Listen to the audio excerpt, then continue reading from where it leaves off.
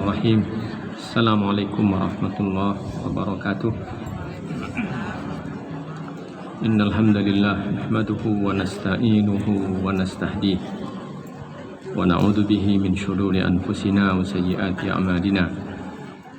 May yahdihillahu fala mudhillalah wa may yudlil fala hadiyalah. Asyhadu an la ilaha illallah wahdahu la syarikalah wa asyhadu anna Muhammadan abduhu wa rasuluh. Allahumma rabbana lakal hamdu kama yanbaghi bi jalali wajhika wa 'azimi sultanik. Lakal hamdu bil Islam, lakal hamdu bil iman, wa lakal hamdu bil Quran. Yaqulu jalla wa ala fi kitabihil aziz. A'udzu billahi minasy syaithanir rajim. Ayat 26 surat An-Nur, kita ulang. الخبيثات للخبيثين والخبيثون للخبيثات والطيبات للطيبين والطيبون للطيبات أولئك مبرؤون مما يقولون لهم مغفرة ورزق كريم. يا أيها الذين آمنوا لا تدخلوا بيوتا غير بيوتكم حتى تستأنسوا وتسلموا على أهلها ذلكم خير لكم لعلكم تذكرون.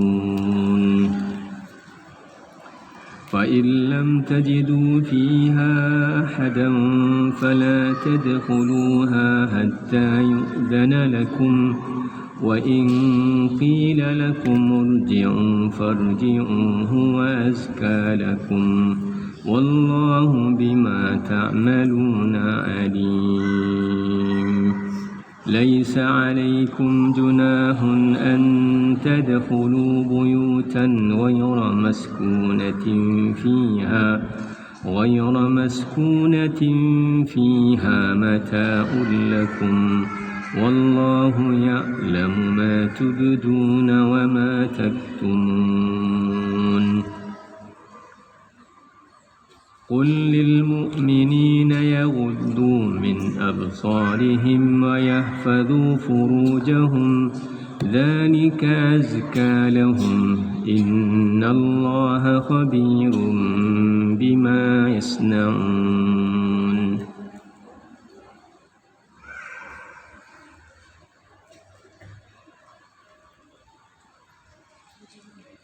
Perempuan-perempuan yang keji untuk laki-laki yang keji, dan laki-laki yang keji dan untuk perempuan-perempuan yang keji pula. Sedangkan perempuan-perempuan yang baik untuk laki-laki yang baik, dan laki-laki yang baik untuk perempuan-perempuan yang baik pula. Mereka itu bersih dari apa yang dituduhkan orang. Mereka memperoleh ampunan dan rezeki yang mulia, surga. Wahai orang-orang yang beriman, janganlah kamu memasuki rumah yang bukan rumahmu sebelum meminta izin dan memberi salam kepada penghuninya. Yang demikian itu lebih baik bagimu agar kamu selalu ingat. Dan jika kamu tidak menemui seorang pun di dalamnya, maka janganlah kamu masuk sebelum kamu mendapat izin. Dan jika dikatakan kepadamu kembalilah, maka hendaklah kamu kembali. Itu lebih suci bagimu dan Allah Maha mengetahui apa yang kamu kerjakan. Tidak ada dosa atasmu memasuki rumah yang tidak dihuni, yang di dalamnya ada kepentingan kamu. Allah mengetahui apa yang kamu nyatakan dan apa yang kamu sembunyikan. Katakanlah kepada laki-laki yang beriman agar mereka menjaga pandangannya dan memelihara kemaluannya. Yang demikian itu lebih suci bagi mereka. Sungguh Allah Maha mengetahui apa yang mereka perbuat. Ibu yang mulia, kemarin kita bicarakan tentang orang-orang yang menuduh perempuan yang baik-baik berzina. Tidak ada tanda-tanda, tidak dari sikapnya, dari penampilannya, dari pergaulannya, Orang ini dikenal sebagai orang baik, menjaga dirinya, menjaga kesucian dirinya. Maka dituduh berzina. Allah sangat murka kepada orang-orang yang menuduh seseorang berzina. Bahkan disebut itu bagian dari dosa besar. Cobalah betapa jelek ayat yang menjelaskan tentang peristiwa tersebut, ya, di sisi Allah, betapa buruknya. Di ayat 23, sesungguhnya orang-orang yang menuduh perempuan-perempuan yang baik, yang menjaga kesucian dirinya, tidak ada tanda indikasi melakukan perbuatan jelek keji seperti itu, kata Allah, lu'inu fid dunya, dilaknat di dunia. Laknat itu artinya terjauh, terusir, terhalang dari kebaikan. Itu laknat. Di semua waktunya, kondisinya adalah keburukan. Itu bagi orang yang menuduh seseorang berzina. Itu di dunia, ya, lu'inu fid dunya wal akhirah, dan juga di akhirat. Walahum adzabun azim, dan untuk mereka ada azab yang besar. Kapan itu? Yauma tashhadu alaihim alsinatuhum wa aydihim wa arjuluhum bima kanu ya'malun. Hari di mana pada hari itu lidah mereka, tangan mereka dan kaki mereka menjadi saksi atas apa yang mereka lakukan. Nanti pada hari kiamat, ya, lidah ini tidak dalam kontrol kita, tangan ini tidak dikontrol kita, kaki juga begitu, ya. Jadi nanti kami kunci mulutnya. Al-yawma nakhtimu ala afwahihim, kami jahit mulutnya, kami kunci. Wa tukallimuna aydihim, dan berbicara tangannya. Tukallimuna aydihim wa arjuluhum, dan kakinya. Karena kalau ada yang tangannya bisa bicara, kita bisa lari, iya kan? Mulutnya diam tapi tangannya ini yang bicara, pasti kita lari. Ini siapa makhluknya ini? Tangannya yang bicara. Nanti tidak ada orang yang bisa bicara, tapi yang bicara adalah tangan dan kaki. Menjadi saksi atas pembicaraannya. Iya, dulu dia begitu, dia tuduh, nih saya saksinya, kata tangannya, kata kakinya. Dan di surat lain Allah menyebutkan, wa qalu li juludihim lima syahidtum alaina. Nanti Allah bertanya, atau orang-orang di dalam neraka, orang-orang kafir itu bertanya kepada anggota badannya, lima syahidtum alaina, kenapa kok kalian mau jadi saksi yang memberatkan untuk kami? Saksi itu kan ada saksi meringankan, ada saksi yang memberatkan.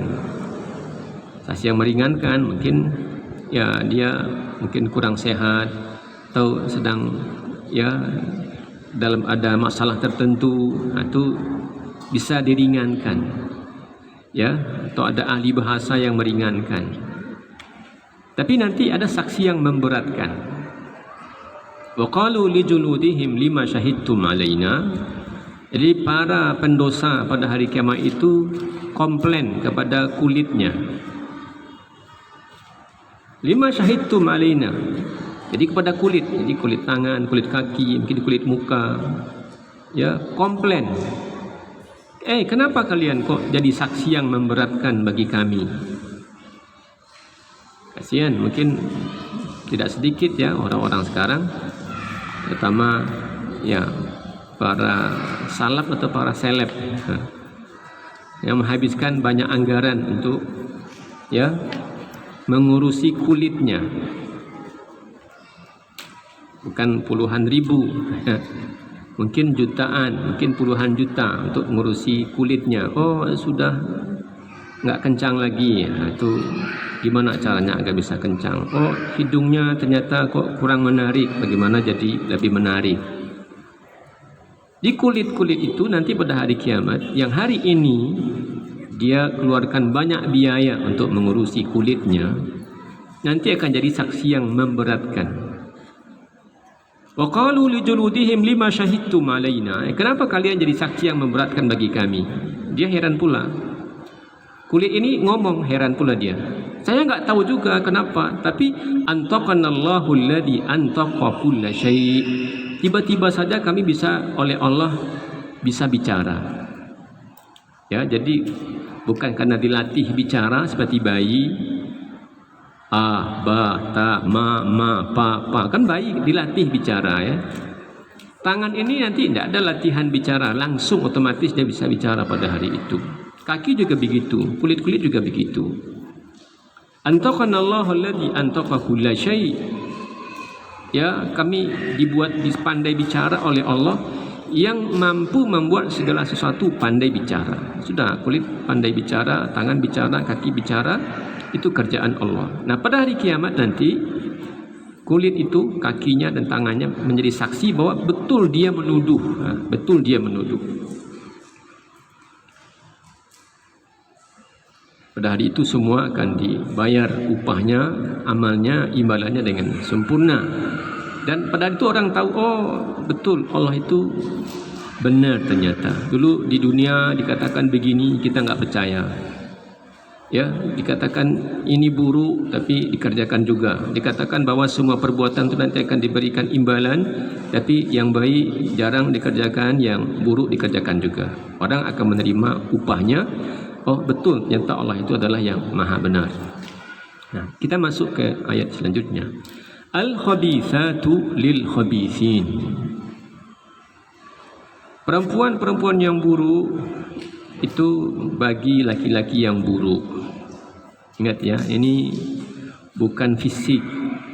Ya. Bukan fisik. Kadang-kadang mungkin ibu-ibu bisa heran. Kok bisa ya? Kadang-kadang ya. Gantengnya tapi atau sebaliknya.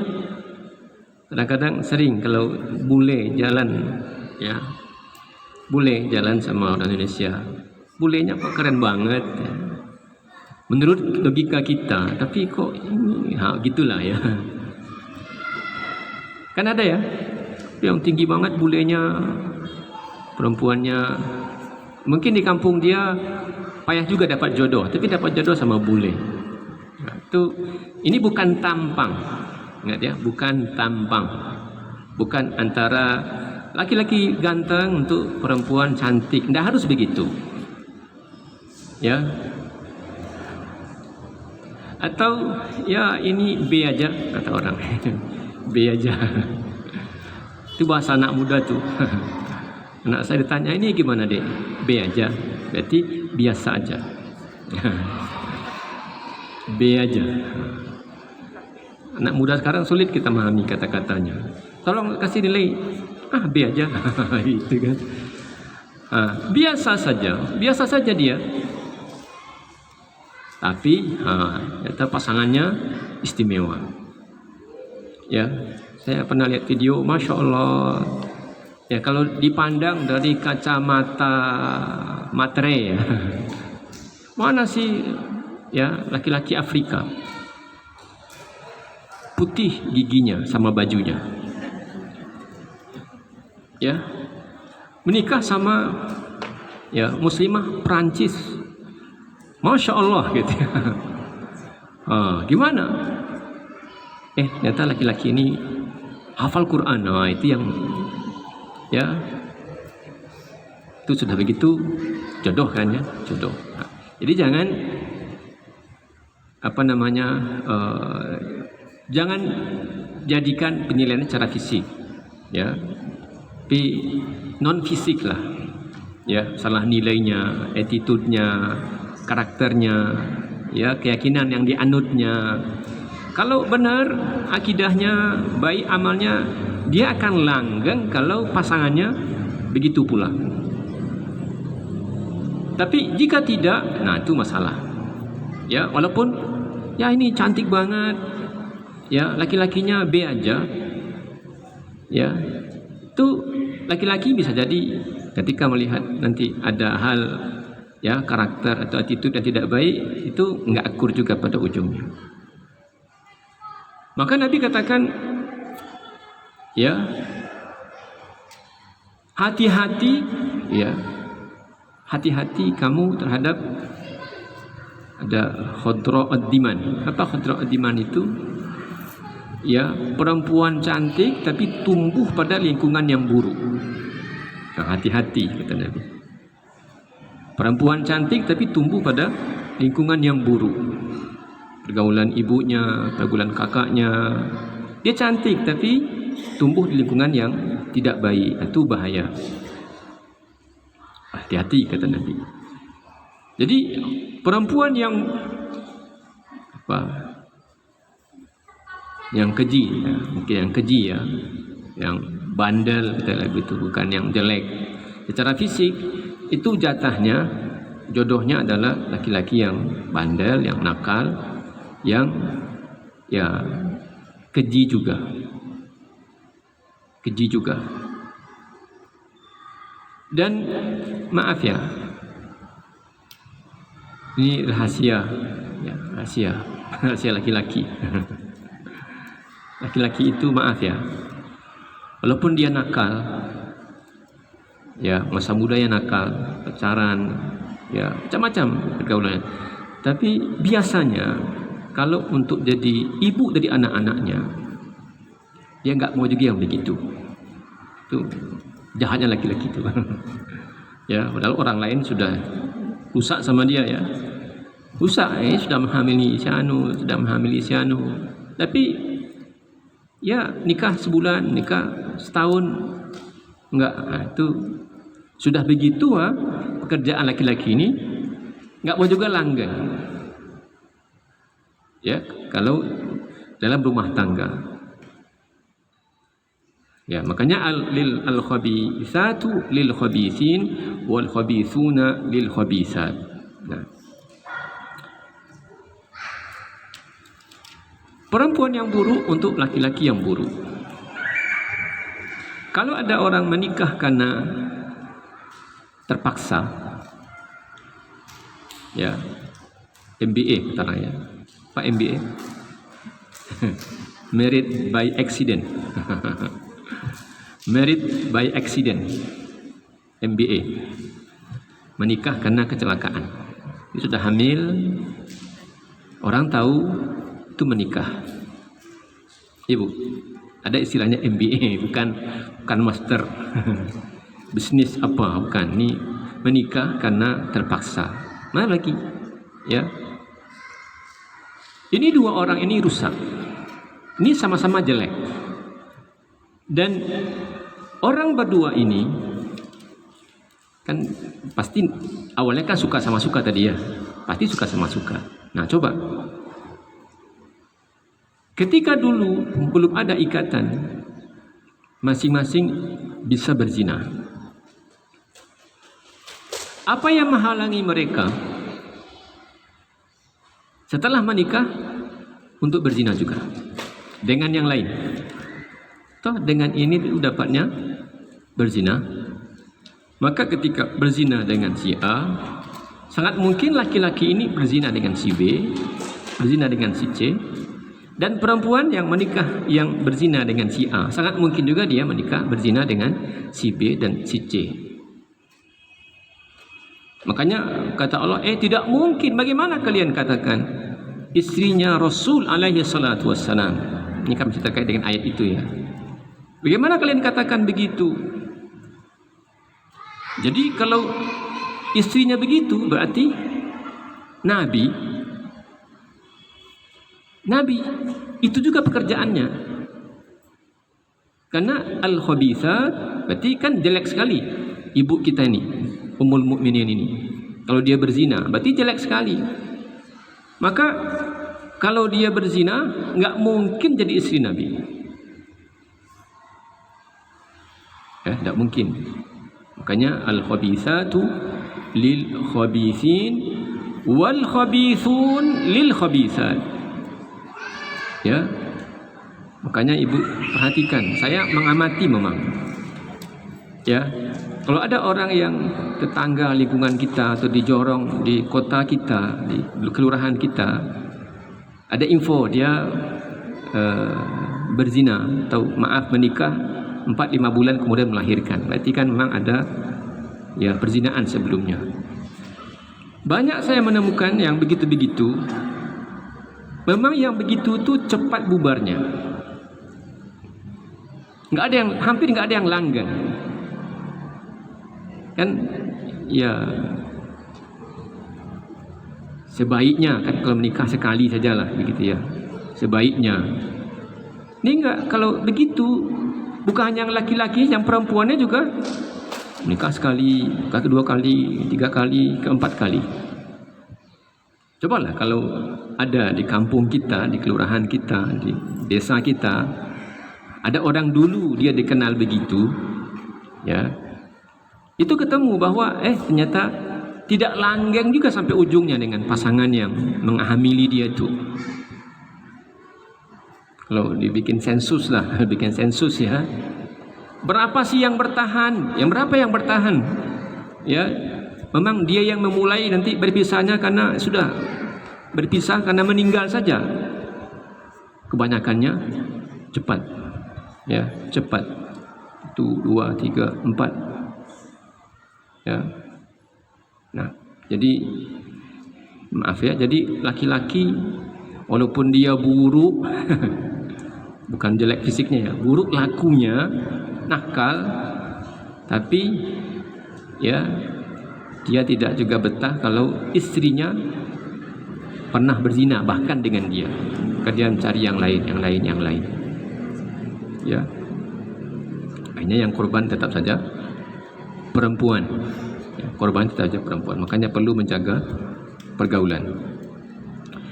Wat-thayyibatu lit-thayyibin. Orang-orang yang baik, perempuan-perempuan baik itu bagian ya laki-laki yang baik. Wat-thayyibuna lit-thayyibat, dan laki-laki yang baik untuk perempuan yang baik. Jadi dia yang baik-baik akan ketemu langgeng dia. Ya. Kalau yang buruk-buruk mungkin pada awalnya bisa, tapi kalau tidak berubah maka segera juga dia akan bubar. Ya.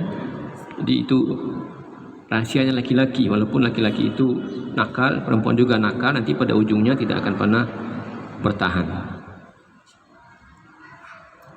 Ibu yang mulia, Al-Quran itu menyebutkan, atau Nabi menyebutkan ada 4 perempuan istimewa. Sayyidatu nisa'i ahlil jannah. 4 ratu, katakanlah begitu ya, penghuni sorga. Allah sebutkan dalam Quran, Nabi sebutkan dalam hadisnya.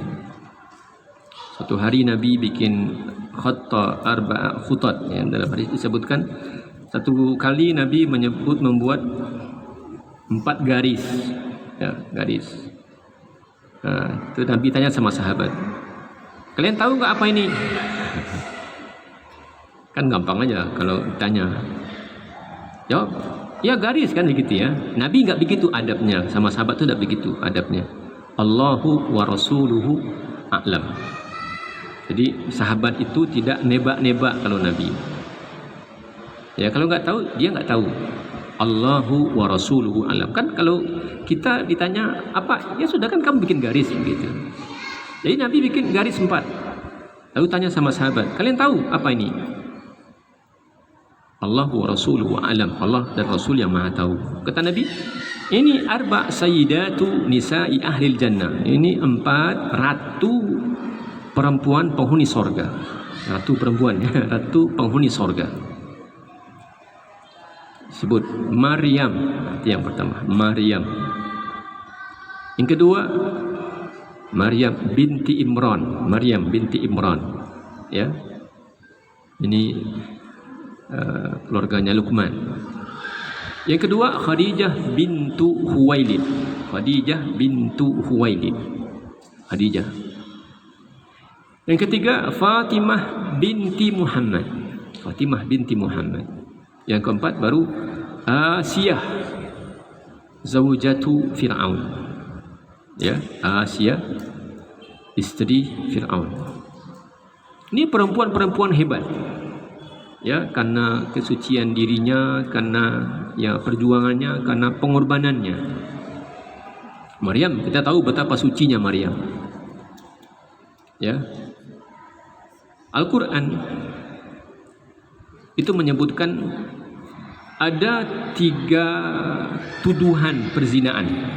3 tuduhan perzinaan dalam Quran. Tuduhan pertama itu Nabi Yusuf alaihi salatu wassalam. Nabi Yusuf bersama Suleha, ya, istrinya, ya, sang raja.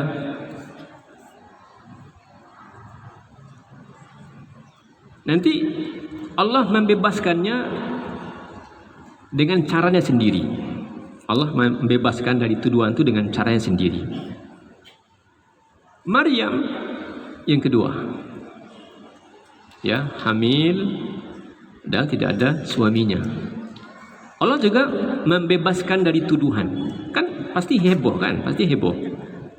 Nabi Yusuf, ya, tiba-tiba suaminya si perempuan ini datang buka pintu. Kata mereka sedang, ya, apa tuh? Teletabis. Ya. Teletabis, anak-anak teletabis. Tuh marah raja. Marah raja. Ya. Tapi Yusuf katakan, "Oh, saya enggak terlibat." Karena istri mengatakan, "Ini Yusuf yang mulai. Ini kerjaan Yusuf nih." Ya. Enggak. Maka Allah membebaskan Nabi Yusuf melalui anak kecil di rumah itu. Anak kecil di rumah itu jadi saksi. Coba lihat pakaiannya, sobeknya di mana? In kana qamisuhu qudda min qubulin fasadaqat. Coba lihat. Ya, ini pakaian udah sobek. Jadi ada yang agresif. Kalau sobeknya di depan, berarti perempuan ini benar. Kan perempuan yang menuduh tadi. Suaminya datang, sedang kejar-kejaran, datang suaminya. Kata istri si perempuan, "Ini Yusuf menggoda saya." Kata Yusuf, "Enggak." Maka wasyahida syahidun min ahlihi. Seorang anak kecil dari keluarga itu menjadi saksi. Apa kata dia? Coba lihat. Jadi anak kecil belum pandai bicara. Mukjizat. Ya, bukti dari Allah bahwa ini tidak ada didikte, ini tidak ada intervensi, tapi ini anak kecil memberikan kesaksian. In kana qamisuhu qudda min qubulin, kalau pakaiannya si Yusuf itu sobek dari depan, fasadaqat, berarti perempuan itu benar. Paham logikanya kan? Berarti yang agresif ini siapa? Yusuf. Ya, dia kejar tapi perempuan enggak mau. Akhirnya, ya, Yusufnya maju, perempuannya di sana, Yusufnya maju, perempuannya enggak mau. Lalu gitu kan, sobek bajunya. Wa in kana qudda min qubulin min duburin fakadabat. Tapi kalau sobeknya di belakang sobeknya, berarti perempuan itu bohong. Paham kan maknanya itu? Nabi Yusuf udah lari, tapi dikejar juga. Tidak dapat badannya, apa yang dapat? Bajunya. Bahasa Quran itu indah sekali kalau kita renungkan ya. Bisa kita memahaminya. Oh, ternyata ini logikanya. Kalau lagi mabuk, lagi ngamuk, ya, lagi agresif itu pasti, ya, lawannya di depan. Tapi yang di depan ini nggak mau, nggak, kata dia. Sobek bajunya, sobek kancingnya, umpamanya.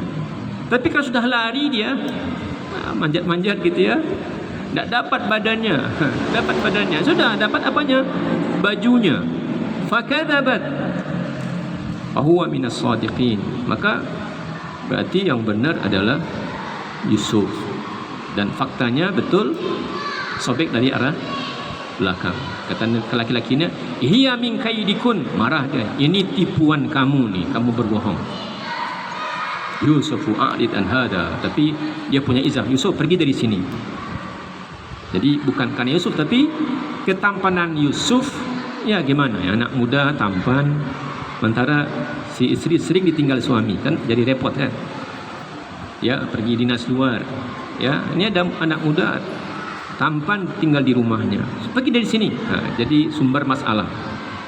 Akhirnya penjara aja lah, kan begitu kan.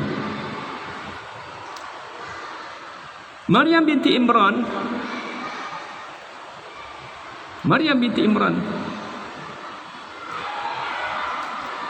kan dilihat laki-laki, Jibril, a'udzu birrahmani minka in kunta taqiyya, aku takut, aku berlindung kepada Allah dari kejahatanmu. Kalau kamu bertakwa, pergilah dari sini, pergilah, jangan gimana ini gitu.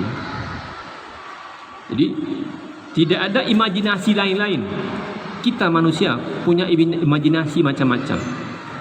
Ya, sudah menikah atau belum menikah, tampannya ya begitu kan, cantiknya ya, dia enggak langsung di stop. Pintu itu langsung dia stop. Ya, jadi maaf ya. Di antara pintu masuk setan itu namanya ada babus syahwat. Pintu setan itu namanya babus syahwat. Pintu syahwat. Kita tidak akan pernah selamat dari setan kecuali kalau kita mampu menutup akses-aksesnya itu. Di antara pintu masuknya itu adalah pintu syahwat. Dia tutup. Jadi akhirnya saya dapat rahasianya. Kenapa kok ada orang bisa ditemani oleh setan dan ada orang dijauhi oleh setan? Jadi ada orang, setan itu senang sekali sama dia, dan ada orang setan itu takut atau nggak mau dekat-dekat dengan dia. Itu dipahami dari ceritanya kenapa sosok Umar itu tidak disenangi oleh setan, sehingga kalau Umar berjalan ke arah sini dia pasti menghindar.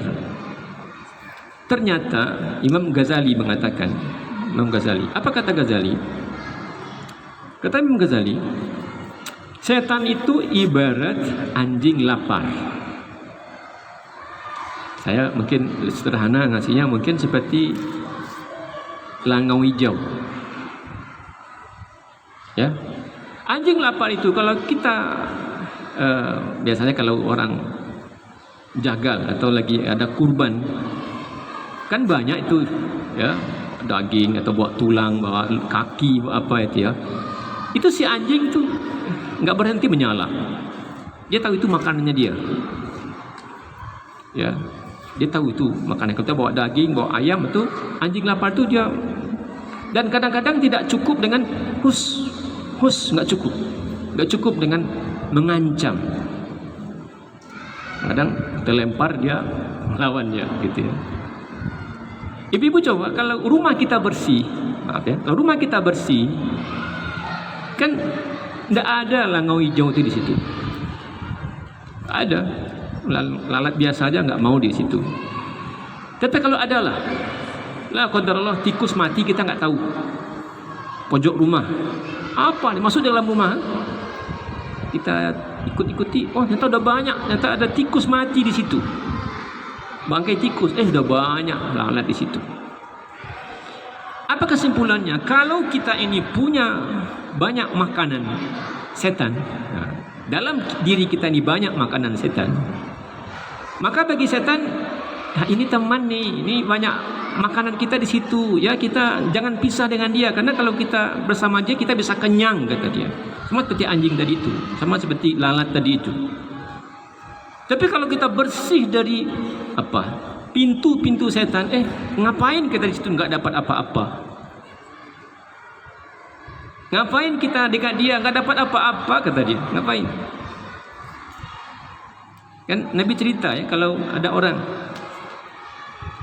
kalau dia masuk rumah baca bismillah malam hari, lalu dia makan sampai di rumah baca bismillah, apa kata setan? Malang nasib kita malam ini. Kenapa? Nggak bisa tidur, nggak ada makanan. La mabita lakum wala ta'am.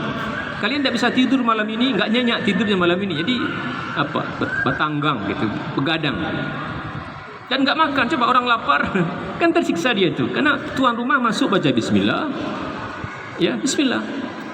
Lalu dia makan baca bismillah, jadi tidak makan, tidak tidur. Betapa menderitanya dia. Dan tidak betah setan di rumah kita. Kenapa di sini kita nggak bisa tidur, di sini kita nggak bisa makan? Tapi kalau di rumah itu rajin baca Quran ya, rajin baca Quran. Tidak ada makanan setan. Jadi setan rugi di rumah itu, kita nggak dapat apa-apa, kurus kita katanya. Kurus. Ya, setan itu berdialog. Kenapa kamu gemuk sekali? Ya, saya tinggal di situ. Saya tidur dengan nyenyak tiap malam dan makan dengan banyak sekali setiap hari. Tapi kenapa kamu kurus ya? Malang sekali saya tinggal. Tinggal di rumah yang Masya Allah, tuan rumahnya kalau masuk baca bismillah, kalau makan baca bismillah, dia rajin ngaji. Ya, kurus seperti inilah kondisinya. Maka di antara pintu setan itu namanya syahwat. Pintu syahwat. Makanya Maryam tadi, dia tidak membuka peluang itu. Maaf ya, ini usianya usia layak menikah kan? Karena dia hamil, berarti dia usia layak menikah. Tidak ada dia, daripada jomblo gitu ya. Kita kenalan dong. Kan tidak begitu dia. Kamu siapa? Kan tidak begitu dia. Tidak begitu. A'udzu birrahmani minka in kunta taqiyya. A'udzubillah. Langsung. Ya, dia enggak buka pintu setan karena dia enggak punya syahwat yang begitu-begitu. Itu Maryam bintu Imran. Khadijah kita tahu ceritanya, Asia kita tahu ceritanya. Mungkin kita ada yang belum tahu tentang cerita Fatimah binti Muhammad sallallahu alaihi wasallam. Ini disebut sebagai al-batul. Apa batul? Batul itu adalah perempuan yang mengkhususkan dirinya untuk beribadah seperti hanya Maryam. Dan sangat pemalu. Sangat pemalu. Dia meninggal 6 bulan setelah Nabi meninggal. Dan ketika Nabi mau meninggal tu kan Jibril datang. Tamu masuk. Kamu kenal? Enggak. Ya, malaikat maut. Malaikat maut. Saya enggak kenal tamu itu. Suruh masuklah. Itu malaikat maut. Betapa sedihnya kan? Ayahnya dalam keadaan sakit, lalu datang malaikat maut. Nangis dia. Nangis sejadi-jadinya. Itu Nabi katakan, kamu enggak lama akan menyusul saya. Kamu tidak lama setelah saya, 6 bulan saja selesai, kamu akan meninggal, kita akan ketemu di sorga. Senyum dia, gembira dia. Ini sangat pemalu, sangat menjaga dirinya. Dan Masya Allah, setelah Khadijah wafat, beliau luar biasa memposisikan dirinya sebagai, ya gimana, ini Khadijah meninggal, kan sedih sekali Nabi. Bagaimana beliau menghibur Nabi sehingga apapun kebutuhan yang selama ini dikerjakan oleh istri beliau, ibunya Khadijah, itu digantikan oleh anaknya Fatimah. Luar biasa membantu Nabi, ya, keluarganya sangat taat sama keluarganya dan sangat ahli ibadah dan pemalu luar biasa. Sampai-sampai ya dia berwasiat, kalau saya meninggal, saya hanya boleh dimandikan oleh 2 orang saja. Jadi 2 orang saja. Siapa? Ali 1, lalu Asma binti Unais kawannya 1. 2 saja kan? 2 saja. Kan orang kan pengen ya mandikan. Ya, sampai-sampai agar jangan banyak yang memandikannya itu, ya, dimandikan dan dikuburkan di malam hari. Berwasiat dia, kalau saya mati, saya meninggal, kuburkan malam hari. Dan beliaulah orang pertama, maaf, ini tandu, ya, ada kain, ada kasur, kan diangkat ya. Itu beliau pertama kali yang memakai ke itu. Jadi jenazah itu dulu nyata tidak ditutup, dia cukup aja pakai kafan itu dibawa ke kuburan. Jadi Fatimah lah orang pertama yang memakai itu. Karena pemalunya itu, ya kan sudah meninggal. Jadi bukan hanya laki-laki, perempuan lain pun tidak perlu tahu tentang badannya dia.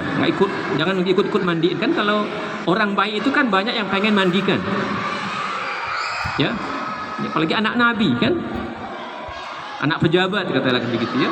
Pasti banyak orang yang pengen mandikan, tapi karena dia berwasiat, ya, agar jangan banyak yang tahu tentang, ya, kondisi badannya dia dan melihat auratnya dia. Nah, dia hanya dimandikan, dimakamkan di malam hari.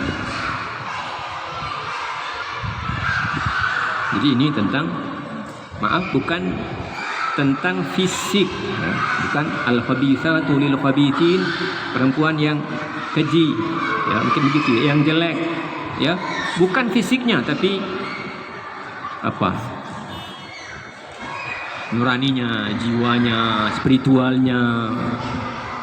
Begitupun yang baik-baik untuk yang baik-baik, perempuan yang baik-baik untuk yang baik-baik. Masya Allah. Satu lagi yang menarik, ini jadi standar ukuran kata para ulama, ya, bagaimana kita mengukur perempuan itu pemalu atau tidak.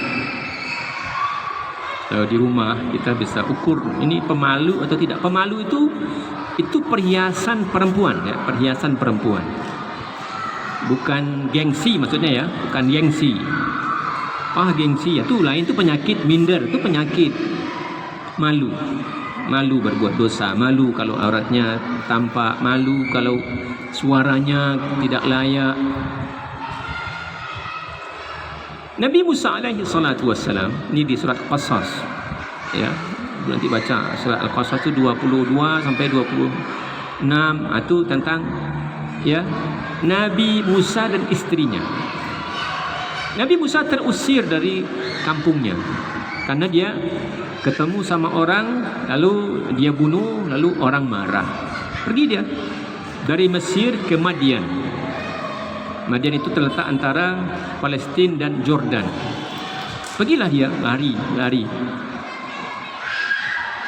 Ketika sampai di Madian, dia menyaksikan orang-orang ramai di sumber mata air. Tapi ada 2 orang perempuan di pojok sana dengan domba-dombanya, itu duduk aja di situ, berdiri aja di situ.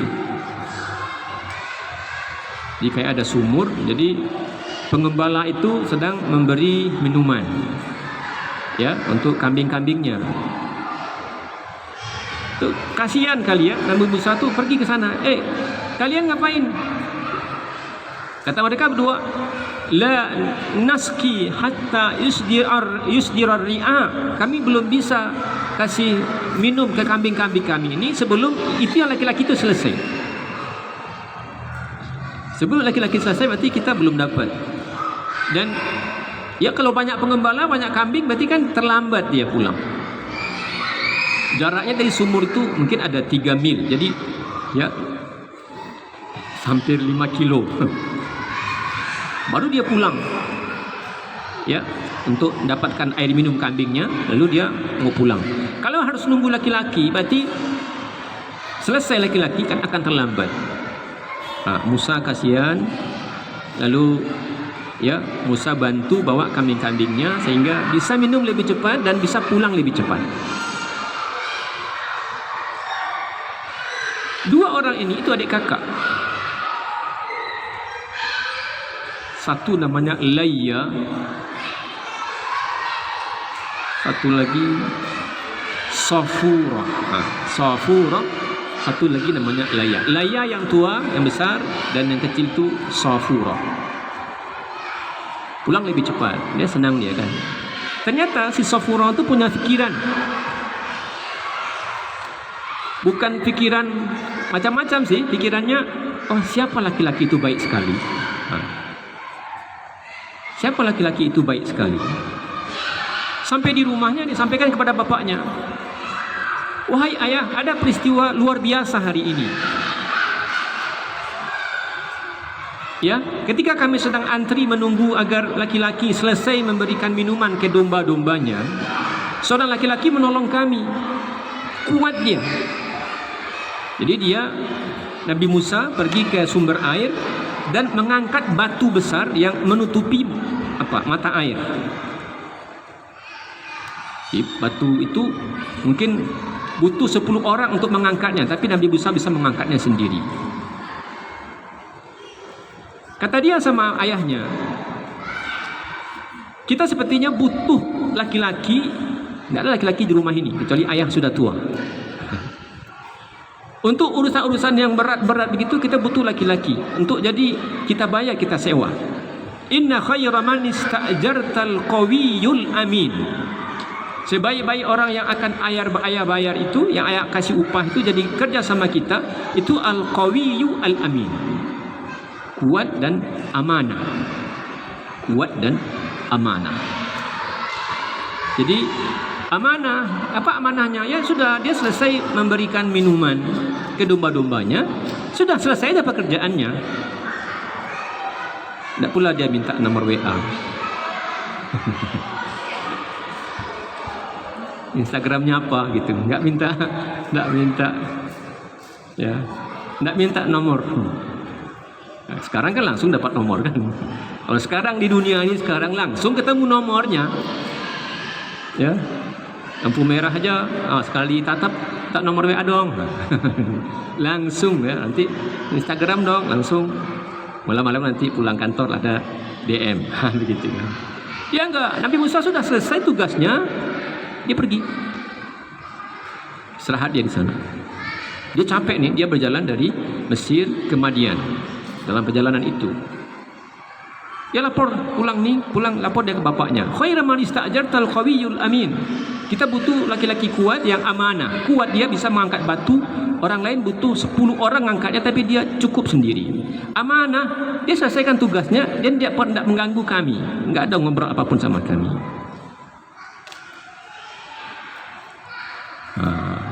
Kata bapaknya, bapak yang bijak. Bapak yang bijak, anaknya sudah dewasa. Berarti ya mungkin ada sesuatu yang menjadi tanggung jawab bapaknya. Coba panggil. Bapaknya sudah tua. Nabi wa ila madyana akhahum syu'aiba. Nabi Syu'aib sudah tua. Anak yang muda ini pergi. Waja'at ihdahuma tamshi. Maka datanglah salah seorang dari dua anak perempuan ini berjalan dengan istihya, malu. Malu. Wa qalat, dan berkata. Sehingga ulama coba ya. Waja'at ihdahuma tamshi ala istihya'in wa qalat. Di mana berhentinya? Pada qalat berhentinya atau pada istihya? Qalat dan istihya itu, qalat itu berkata. Makanya ulama kemudian menyimpulkan bahwa malunya perempuan itu diukur dari cara dia berjalan dan cara dia bicara. Ya. Malunya, malu yang mulia itu, bukan gengsi, bukan minder. Itu kelihatan pada saat dia berjalan dan saat dia bicara. Ini perhiasan ya perempuan. Gimana caranya? Ya ini Nabi Musa tidak tahu. Ya sudah ya, saya berjalan depan, nanti kamu ikuti saja. Kata Musa, enggak, Bani Israel tidak bisa berjalan di belakang perempuan. Karena ada fitnahnya kan? Ada fitnahnya. Biarlah saya di depan, kata Musa. Kamu di belakang. Ya, nanti kalau ada yang salah, nggak usah mengeluarkan suara. Coba, nggak usah ngomong. Kiri kanan, begitu. Kalau nanti saya berjalan normal, lurus seperti yang ke arah rumah kamu, sudah diam saja. Tapi kalau saya salah, kalau ada jalan bersimpang, kamu lemparkan aja batu. Berarti itu salah. Masya Allah. Suara itu jalan, coba ya, ibu bisa bayangkan 5 kilo berjalan kalau bersuara itu repot juga tuh hati. Repot juga tuh hati. Ya, dijawab satu, muncul pertanyaan kedua, muncul pertanyaan ketiga. Kamu siapa namanya, Dek? Sekolah di mana? Ada berapa orang? Di rumah itu siapa saja sih? Banyak pertanyaannya. Pengalaman orang, bukan pengalaman Ustaz. Pengalaman orang. Kata dia, kalau saya berjalan di jalan yang benar ke arah rumahmu, sudah, tidak usah komentar. Tapi kalau saya salah, lemparkan batu. Berarti itu salah. Ini adab, adab ya. Tapi akhirnya Nabi Syu'aib paham. Wa ila madyana akhahum Syu'aiba. Nabi Syu'aib paham. Ya, yang si kakak tadi nggak ada respon. Bagi dia ya biasa aja, biasa begitu. Bagi si kakak tadi ya mungkin nggak ke situ pikirannya. Tapi anak perempuan jadi ayah tuh ayah ya. Kadang iya, anak-anak kita tuh ya daripada terlambat ya, mending ya jangan terlalu lambat-lambat. Dia sudah beri isyarat, ya sudah, nanti repot. Apalagi kalau sudah ada calonnya ya. Terus sudah ketemu sama kawannya, ya katanya kawan sebelum kawin gitu kan. Sudah ketemu sama kawannya, sudah mending cari tahu kawannya itu gimana ibadahnya, gimana kesehariannya, ya tanggung jawabnya. Ya kalau sudah ya siap menanggung beban, itu yang paling penting. Saya menanggung beban. Tidak perlu ibu nunggu dia belum punya mobil, itu kapan mau dapat menantu? Ada sudah punya mobil tapi sudah mau pensiun. Ya gaji cuma dikit, itu gimana? Ya asal dia punya tanggung jawab, dia pasti akan cari. Karena kalau sudah besar gajinya, dia sudah manajer. Jadi istri ketiga nanti, istri kedua nanti. Nah, kalau mau mulai, cukup gimana ibadahnya, gimana tanggung jawabnya. Oh, di rumahnya masih sibuk aja begini, itu janganlah dulu. Ya, habis duitnya untuk gini aja, pagi di sini, pagi siang begini. Jangan, berarti belum ada tanggung jawab. Dia masih apa? Monkey love kata orangnya. Apa monkey love? Cinta monyet. Ya, cinta monyet. Ya, itu hati-hati aja anak kita, jangan lengket-lengket betul, nanti rusak. Ya, dia nggak punya modal. Ya, modalnya hanya nekat. Nah, al-khabithatu lil-khabithin wal-khabithuna lil-khabithat wat-tayyibatu lit-tayyibin wat-tayyibuna lit-tayyibat. Ulaika mubarra'una mimma yaqulun. Jadi maaf kita pindah. Kalau tadi Nabi Yusuf diselamatkan oleh Allah dari tuduhan melalui seorang anak laki-laki di rumahnya, Maryam juga siapa yang menyelamatkan? Nabi Isa sendiri pandai bicara. Kan dikatakan kalau nanti ada yang tanya kamu nggak usah ngomong. Ditanya aja, tanya sama anak ini. Kata orang-orang, kaifa nukallimu man kana fil mahdi sabiyya. Kata orang-orang itu ketika ditanya gimana, siapa bapaknya gitu ya. Maryam diam aja, tunjuknya anak ini. Gimana dia akan jawab? Ya, bayi masih merah di atas buayan ini, gimana? Lalu dia kata, "Inni Abdullah, aku adalah hamba Allah." Bisa dia bicara. Ini Abdullah, aku hamba Allah. Tapi Aisyah radhiyallahu anha istimewanya apa istimewanya? Dua tadi tertuduh tuh. Nabi Yusuf tertuduh berzina, Maryam tertuduh berzina, Aisyah tertuduh berzina, tapi Aisyah radhiyallahu anha langsung Allah yang menyelesaikan. Innal ladzina ja'u bil ifki usbatum minkum la tahsabuhu syarran lakum. Orang-orang yang menuduh si fulan membawa berita bohong, jangan anggap itu keburukan bagimu, itu kebaikan bagimu. Kamu dapat bonus, dapat hadiah, dapat pahala dari peristiwa itu. Ujiannya musibah kan, fitnah. Ya orang memfitnah itu dia dapat dosa, kita dapat pahala kan begitu. La tahsabuhu syarran lakum, jangan kira itu buruk, tapi itu baik bagimu. Jadi kalau dua yang tertuduh Allah bersihkan melalui anak-anak kecil, tapi Aisyah siapa yang bersihkan? Allah langsung. Sampai maaf ya, Masya Allah, kesalnya Aisyah ini, kesalnya beliau. Ketika turun ayat ini, apa kata ibunya, kata maknya, istrinya Abu Bakar? Berterima kasihlah kepada Rasulullah. Apa jawabannya? Enggak. Kenapa saya masih sama Rasulullah? Saya berterima kasih kepada Allah karena Allah yang membersihkan saya. Jadi bukan Rasulullah yang membersihkan saya, katanya. Karena ya orang biasa dimanja oleh Nabi. Dimanja sama Nabi. Dan dalam kondisi sakit tuh Nabi cuek. Nabi tidak menuduh, tapi Nabi menunggu jawaban. Sampai kata Nabi, ya kalau kamu benar begitu ngaku aja, lu bertobat kepada Allah, gitu kan? Kalau kamu enggak, sudah nanti Allah akan bersihkan. Kata dia, enggak, saya hanya akan lakukan apa yang dilakukan oleh bapaknya Nabi Yusuf, Nabi Yakub alaihi salatu wassalam. Apa kata Yakub? Ya,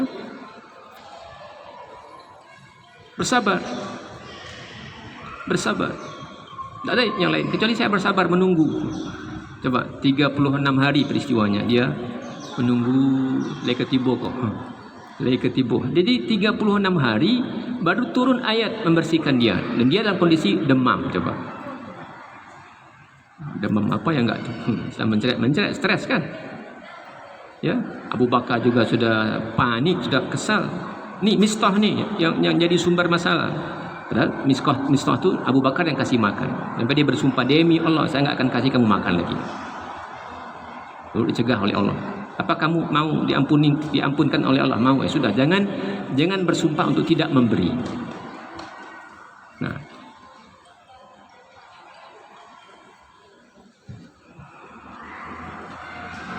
ya ayyuhalladzina amanu la tadkhulu buyutan ghayra buyutikum hatta tasta'nisu wa tusallimu ala ahliha. Islam ini agama yang sangat lengkap, ya. Tidak ada agama yang seperti ini, mengatur segala hal dalam hidup kita, mengatur bahkan setelah kita mati, mengatur bahkan sebelum kita lahir. Apa yang enggak diaturnya? Jika dia bisa mengatur hal-hal yang kecil, hal-hal yang sepele, masa yang besar dia enggak atur. Ini kecil diatur. Apa yang diatur? Bertamu itu ada etikanya. Bertamu ada etikanya. La tadkhulu buyutan ghaira buyutikum. Hei orang-orang beriman, ini dipanggil. Kalian yang mengaku beriman kepada Allah, beriman kepada Rasul. Bukan hanya beriman dalam ucapan, beriman dalam hati saja, tapi juga beriman dalam karakter, dalam sikap, dalam nilai yang dianut. Beriman juga di situ. Jangan kamu masuk rumah orang lain sebelum kamu minta izin dan mengucapkan salam kepada penghuninya. Bahkan cara berdirinya juga, maaf ya, sebagian kadang-kadang bertamu, ya, tok buka pintu, lalu dia langsung masuk matanya ke dalam rumah. Padahal maaf kan, rumah orang kan, rumah itu kan ya penutup aurat. Rumah dia sudah tertutup, sudah apapun yang dia lakukan, bagaimanapun penampilannya dalam rumah itu, dia merdeka. Kadang kawan ciut. Baik sih, maksudnya ini mau ngasih goreng pisang. Nabi kita katakan begini, maaf ya, apa kata Nabi? Kita ini banyak sekali agenda kita itu sifatnya sia-sia, hura-hura.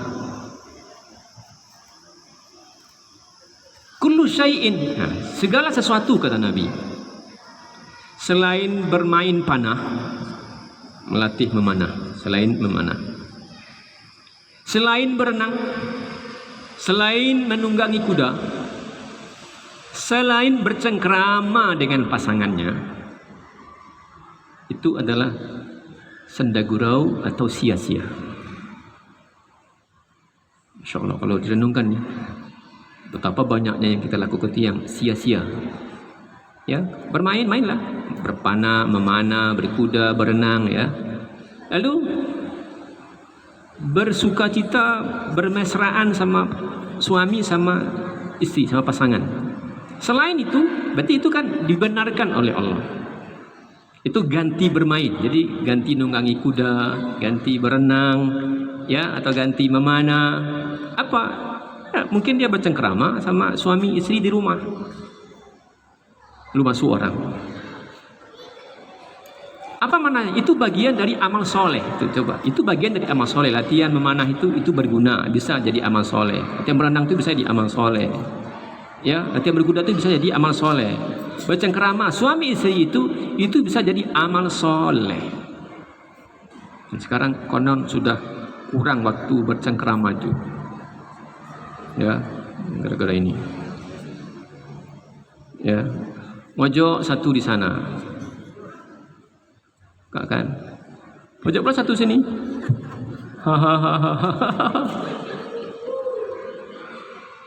Diketawa sama sini. Ini heran dah. Nanti sana lagi ketawa. Ini pula yang heran. Itu ibadah.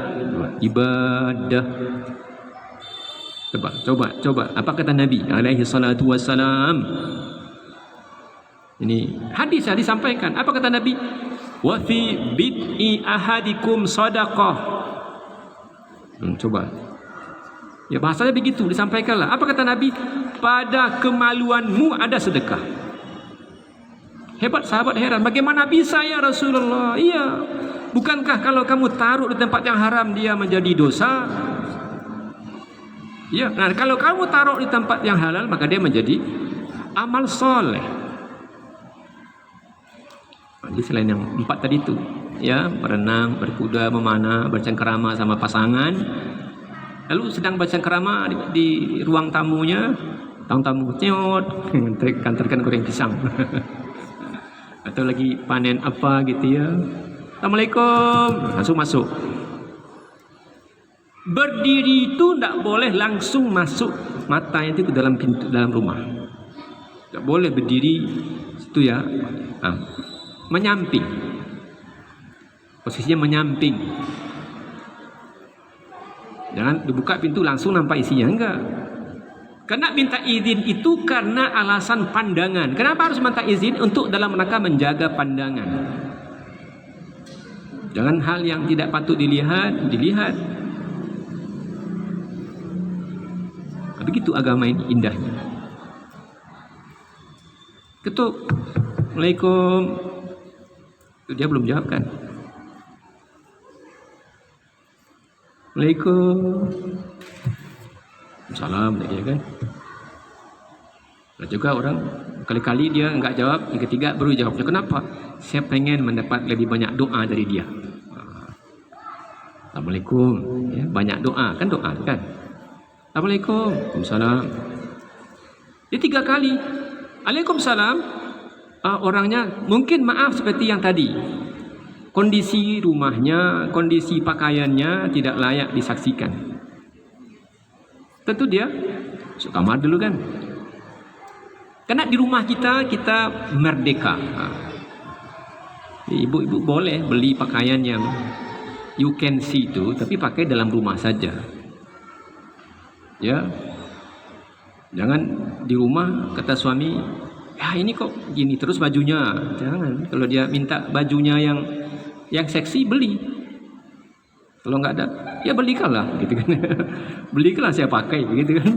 Ini cuma adanya gitu. Belikan saya pakai. Kalau itu maunya suami di rumah kita, ya. Kalau dia dalam kondisi begitu, maka dia akan masuk ke kamar, dia akan ya masuk kamar dulu. Itu ganti. Assalamualaikum, waalaikumsalam. Itu mungkin butuh waktu dia ya. Sampai 3 kali.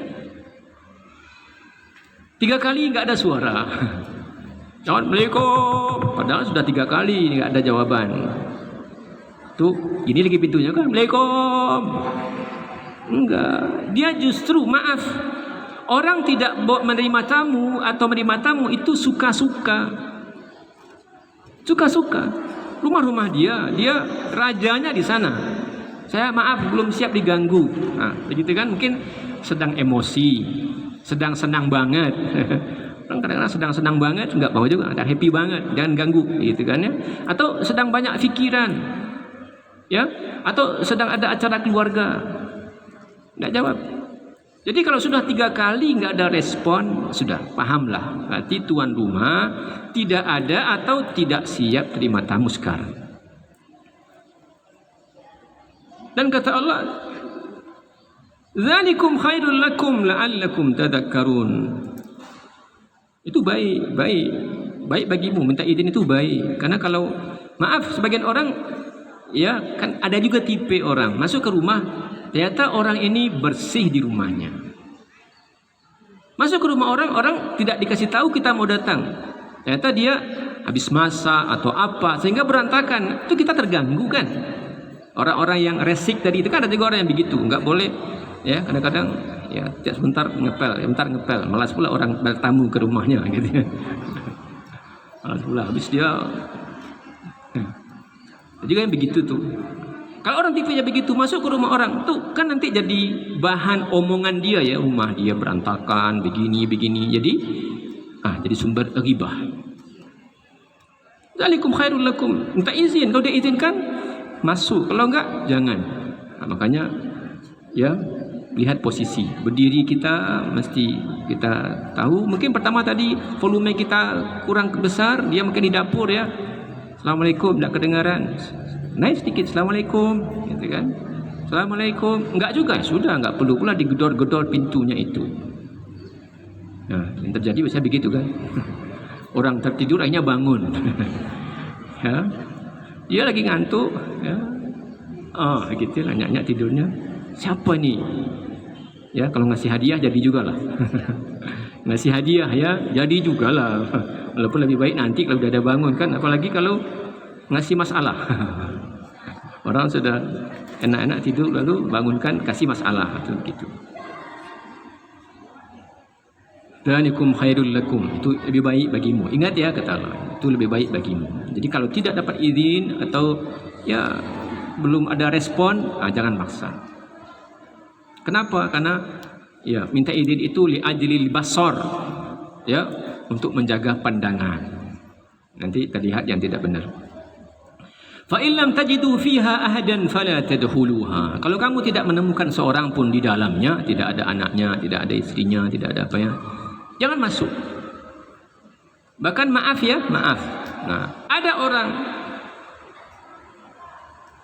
tapi berlawanan jenis dengan tamu.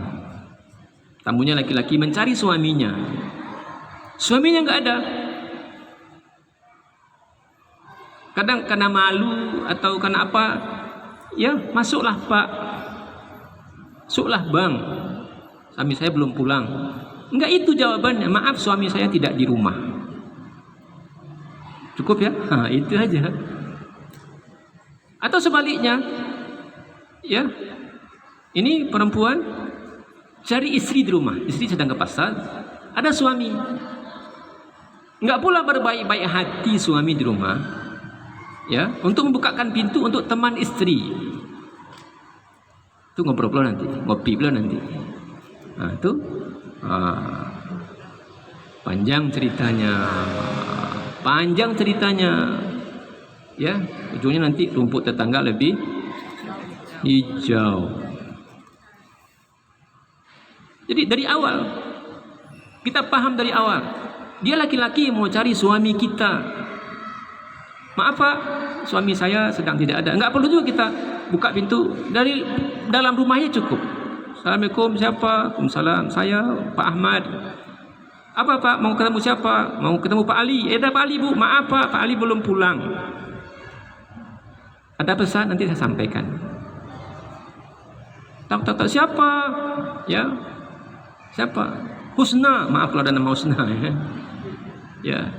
Oh, Bu Husna, apa Bu Husna? Ada siapa? Fatimah. Pak, oh belum pulang Bu, masih belanja di pasar. Masuklah, jangan gitu. Nantilah Pak ya, nanti ada pesan Pak, nanti saya sampaikan. Cukup, tidak perlu juga buka pintu itu. Ya.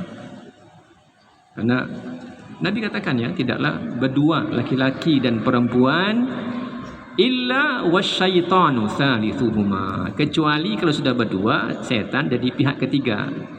Ke sini dia bisik, ayo dong Pak. Sini juga, ayo dong Bu. Kipas. Makanya ada, kayaknya awalnya nggak menarik ya. Awalnya nggak menarik. Ujungnya, itu siapa yang bikin begitu? Setan. Pintunya tutup, pintu syahwat itu tutup. Jangan beri dia akses. Kalau nggak ada akses, ya pintu kita belum kita buka kok. Pintu rumah kita belum buka. Bagaimana dia bisa masuk? Ya, maaf Pak, dia tidak ada. Maaf Bu, nanti ya saya sampaikan. Begitu indahnya untuk menjaga. Kalau kamu tidak menemukan siapapun di dalamnya, jangan masuk. Karena bisa jadi fitnah kan ya, pasti banyak fitnahnya. Ya, orang masuk, dia keluar. Entah di mana tinggal HP-nya, tapi karena kita baru keluar dari rumah itu, kitalah tersangkanya. Ya, alhamdulillah, ya, dia masuk saja, ternyata orang sedang tidur. Alhamdulillah. Kalau kamu tidak menemukan siapapun di dalamnya, maka janganlah kamu masuk. Hatta yu'dana lakum, kecuali kalau sudah ada yang mengizinkan. Wa in qila lakum murji'u, ini ingat. Ini yang sangat penting. Kalau dikatakan kepada kamu oleh si tuan rumah, apa kata tuan rumah? Irji'u, pulanglah. Biasanya kalau begitu, apa yang ada di pikiran kita? Sombong bana. Sialah awak kau. Mungkin awak nak berpiti kali nak. Keceknya kau minta utang awak mah kan begitu ya. Keceknya kau menyalang kan begitu. Kata Allah jangan begitu fikirannya. Kata Allah wa in qila lakum murji'u farji'u. Jika dikatakan kepada kamu kembali, kembalilah. Maaf Pak, sekarang tidak jam tamu. Maaf Pak, saya sedang ada urusan. Maaf Pak, saya belum siap terima tamu hari ini. Itu ungkapan yang hampir kita nggak pernah melakukannya. Hampir nggak pernah. Paling kalau kita nggak mau, kita diam aja kan. Iya kan, berarti kita hanya mengamalkan ayat tadi, nggak dapat izin. Ayat tadi, ini ayat yang paling jarang kita amalkan. Apa itu? Menyuruh tamu balik ke rumah. Karena ada ayat hadisnya kan, man kana yu'minu billahi wal yaumil akhir falyukrim daifahu. Siapa yang mengaku beriman kepada Allah, beriman kepada hari akhir, maka muliakanlah tamu, kan begitu kan? Tapi ini ada ayat, kalau kita tidak dalam kondisi siap terima tamu, sampaikan baik-baik. Ini hampir kita nggak pernah menyampaikan, mengamalkan ayat ini. Maaf Pak, ya, Bapak sedang tidak siap terima tamu. Setidaknya hampir nggak pernah. Kata Allah coba, huwa azka lakum, itu lebih bersih bagimu. Artinya apa? Kita kembali pulang ke rumah, itu hati kita nggak boleh menyimpan benci sama si tuan rumah. Kecewa saya sama dia. Nggak boleh ada itu. Nggak boleh perasaan itu. Jadi tuan rumah tidak mau terima kita, kita nggak boleh ngomel, kecewa, marah sama dia, nuduh macam-macam, buruk sangka. Kata Allah, huwa azka lakum, itu lebih baik bagimu, lebih mensucikan hatimu.